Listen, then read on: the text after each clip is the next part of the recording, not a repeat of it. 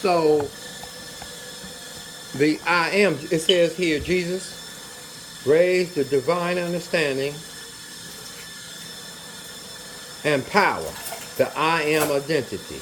He was the man from Nazareth, but he identified with God. In the beginning was the Word, and the Word was made flesh, incarnate. The I am is the Father, Elohim, the Son, or the Word, and the Spirit. That's what we believe. So if it's the Spirit, yeah, I'm recording this. Then the identity means that I'm one with God. And when he said he was one with God, the Pharisees picked up stones to stone him because he said he was one with God. Me and my Father are one. He said it straight up. Now, when we say my car, my house, my job, this is mine. I am a prophet, teacher. I am. What that got to do with what Jesus was identifying with? He was identifying being one with God. And we being created in God's image, an indestructible new class of man, a new creation, born of the Spirit, born of the Word. We're not a thing, or we're not a function. We are what we are, and I am what I am. I am when I'm in thought with Elohim, when my thoughts become one with God, the mind of Christ, the mind of God, God in man. You see what I'm saying? And I'm entwined in that oneness. I'm being who I am. And when I'm being who I am an indestructible new class of man. I am one with God in his thoughts. And because Jesus was one with God in his thoughts, there was tremendous authority. Even the seas obeyed him, and the winds, and nature, and everything else, like it was in the beginning when the Word was one with the Father, when he spoke to existence, and the Spirit moved to create what the Word spoke. You got to hear what I'm saying.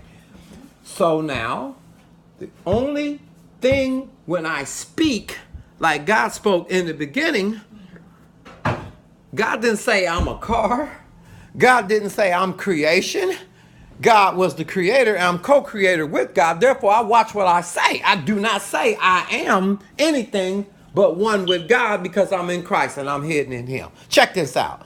Then my true identification is in my being of who I am, which is I came from God. I am a spirit. I have a soul and I live in a body. And who I am in God. You hear what I'm saying? Now, that's who I am. And I have my being in him. And I move in him. And my life, which is not the life that I would choose through the ego, but the life is lived of God through me. Because we are one. We hooked up by my thoughts. And if that's the case, then I'm not a function or a title. I am what I am. So if you don't, the true identity then would be from the standpoint of Jesus by name knew who he was. And you can't tie that down to anything. Okay? Because they're going to say, no, you're the son of Mary. We know who you are. And he was saying, you don't know where I am. You don't know who I am. And you don't know if you knew where I was from and who I am. But those that knew who he was rejoiced. But them that didn't know who he was, what happened? They rejected him because they didn't know who he was. So they identified through stratification and materialism the status or who a person is by any attachment of anything which would directly connect them to the ego or the carnal mind is a delusion because that's not who you are. Hello. So going back from the beginning, let us seal out on what we just said. Who are you? Are you a title? Are you a function? Or are you a living being? And when you have that true being, true self, that true person that God created through the personality, that spirit being, then you become one with the flow of God, and there's tremendous authority given unto men in the earth that live in the body because they know that God is.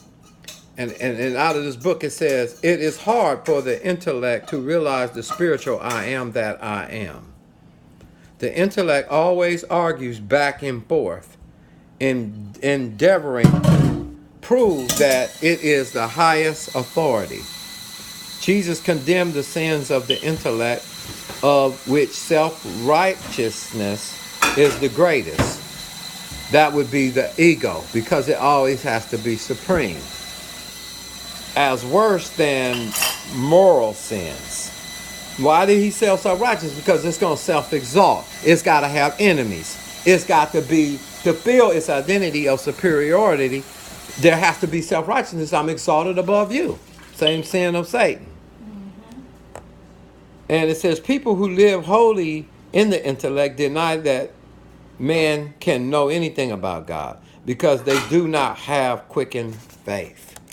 And it takes faith to believe that God is.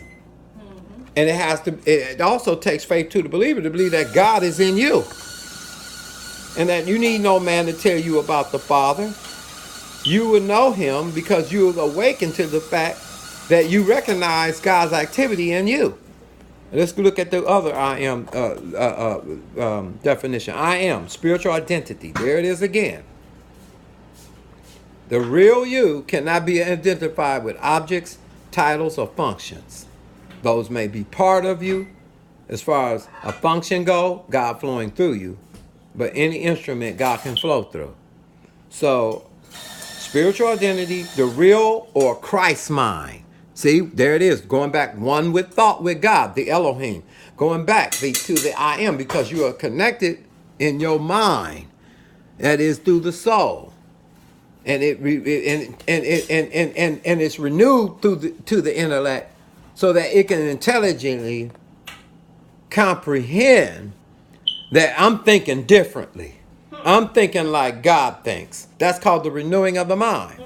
Therefore, now you're walking with God. So if you think about hate, for example, think again. Think about love. Think about being unkind. Think again. If you want to be one with God, these are just characteristics of God. So that way you know you're walking with God. That I am being. See? There it is again. Now, I never saw that part, but everything I just talked about was about the being. So, the next definition says this, that I am being. So, the definition of the I am is the I am being. Now, as I just said, I didn't know that I am being was in there because this is my first time reading this one. But there it is again, being in the God conscious state of mind, thinking God